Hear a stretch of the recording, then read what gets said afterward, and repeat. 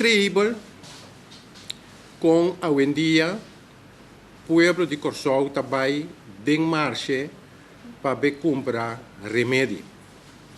Caminho que nós costumamos que para chegar no remédio vamos acudir primeiro um doctor, ganha uma prescrição e depois chega numa botica para comprar remédio para ter seguro, com o qual que você bebe tá algo que não está assim mal. Nós acué uma grande quantidade de remédio que está varia for de vitamina, tem também remédio para baixar de peso, também remédio que está usado para side effect que não portem riba uma pessoa ora que usa uma grande quantidade de dia. Incrível.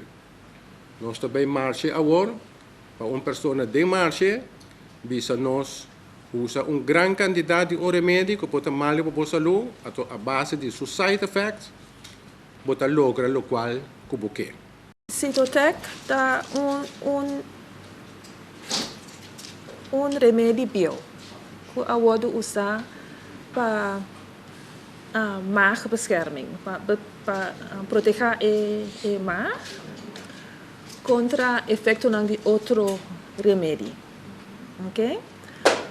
Se uma dama que está zwanger a usar,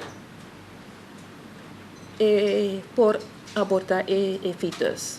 O fetus dá side effect de remédio de Cytotec.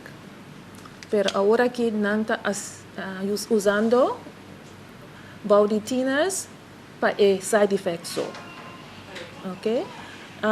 Não está toma par de tableta não. O problema está que se não há efeito deseja